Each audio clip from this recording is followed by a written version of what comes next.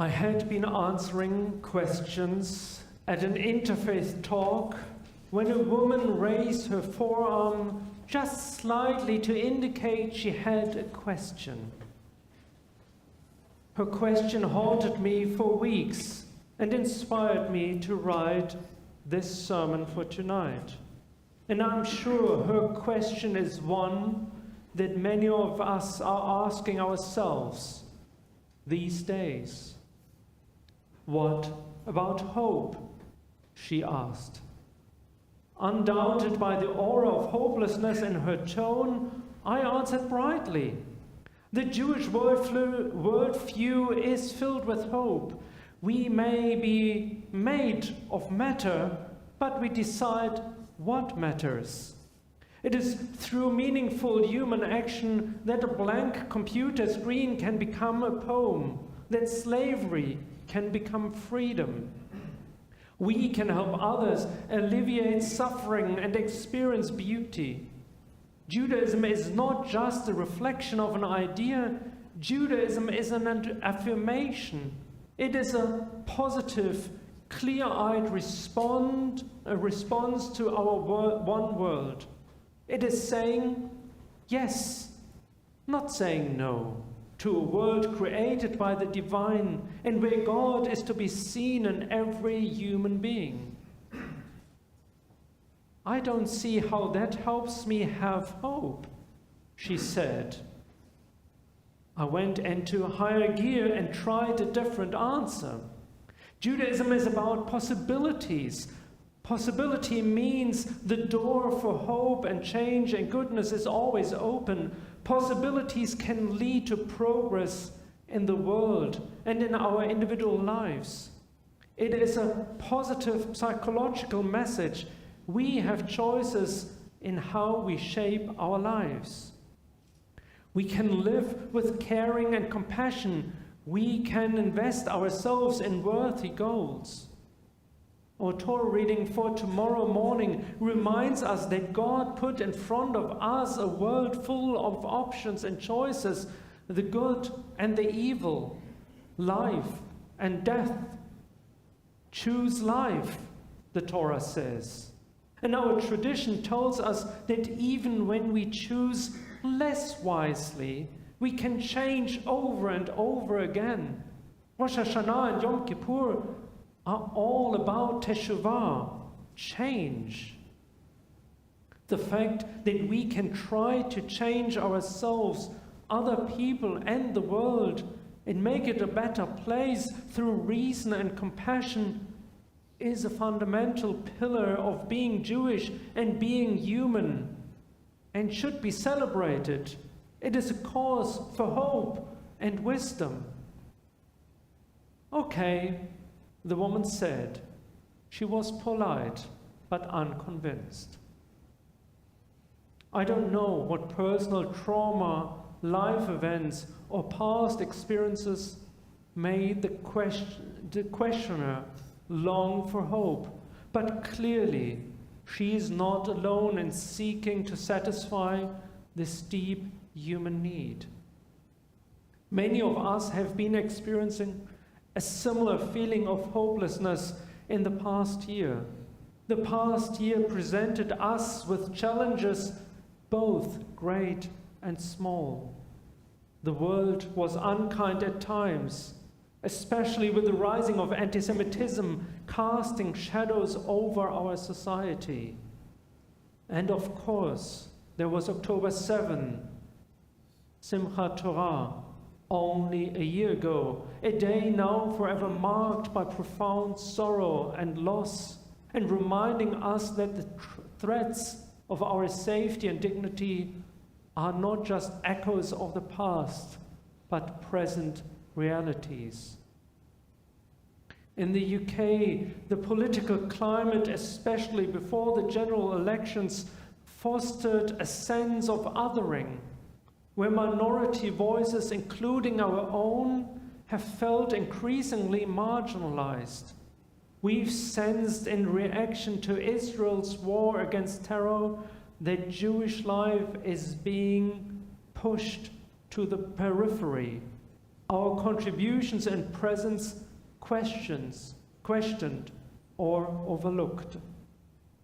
The challenges we have faced may seem complex and daunting, and at times it might feel like hope is as distant as the furthest star we can see in the sky at night.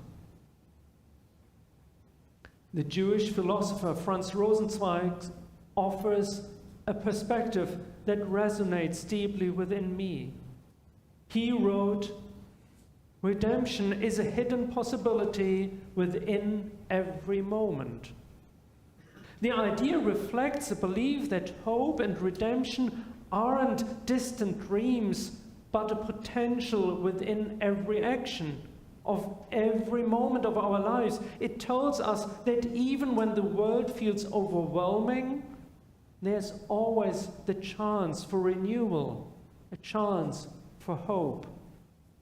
In other words, hope comes not through grand gestures, but through the small, often overlooked action that we take every day. Each act of kindness, each moment of understanding, and each effort to reach out and support one another contributes to the fabric of our collective redemption.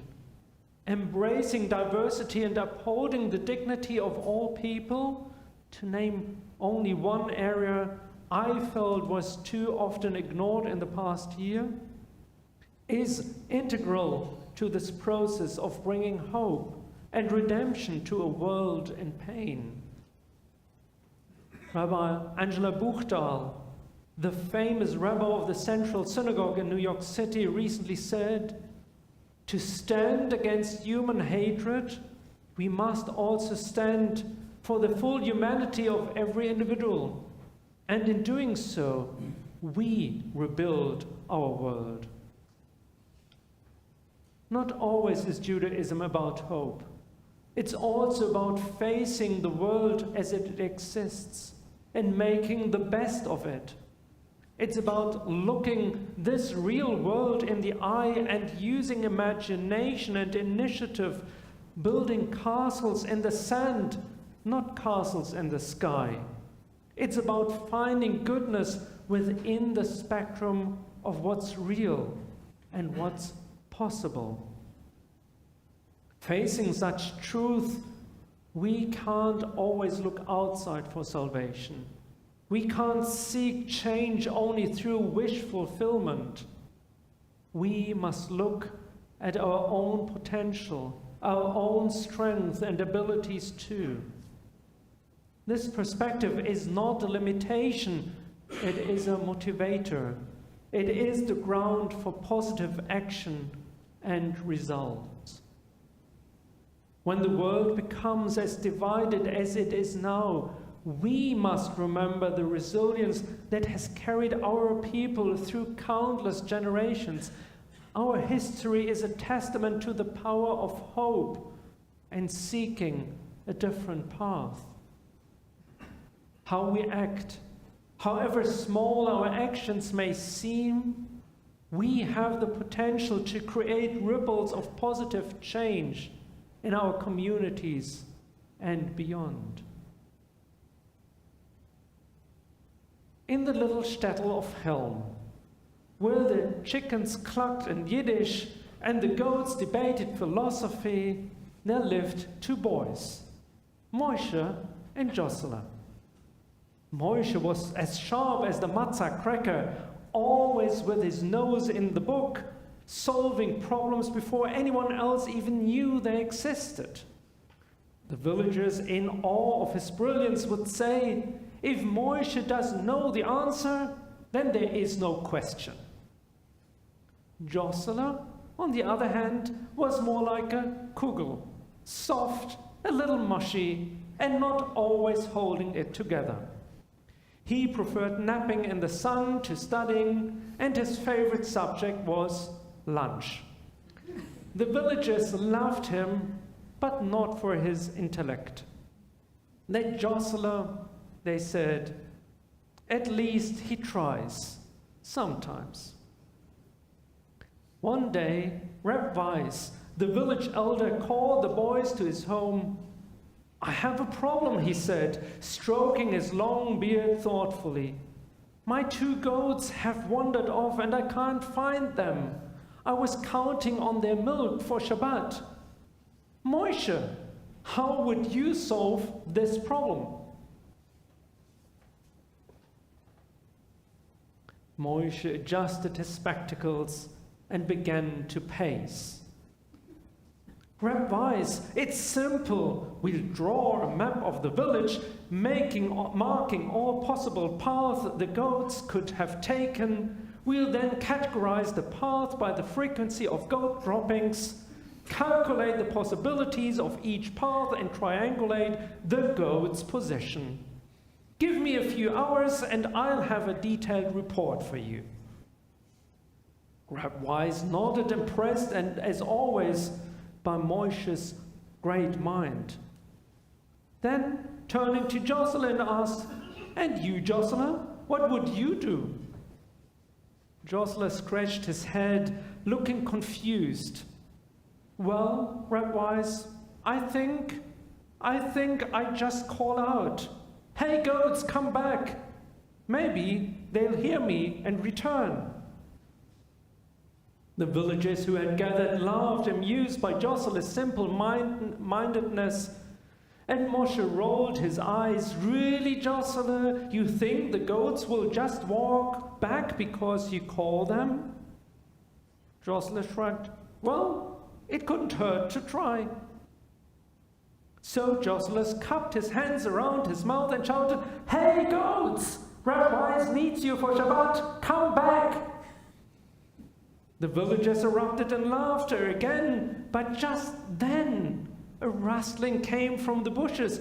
Sure enough, the 2 goats trotted back into the yard as if they had simply been waiting for the invitation. Moshe's jaw dropped. The villagers cheered, and Rabbi smiled warmly. "Well, it seems Jocelyn's solution was more effective after all." Moshe, stunned, muttered to himself, but the probability, the triangulation, the calculations. Rabbi patted him on the back. "Sometimes, Moshe, it's not about the calculation, it's about the call. Even when you think all hope is lost, sometimes you just have to call out. Who knows? It might then come trotting back to you." Reflecting about the woman who asked, "What about hope?" I realize now that what she needed most was not just ideas, but love, broadly understood. She needed to feel loved by a person, a family, or a community.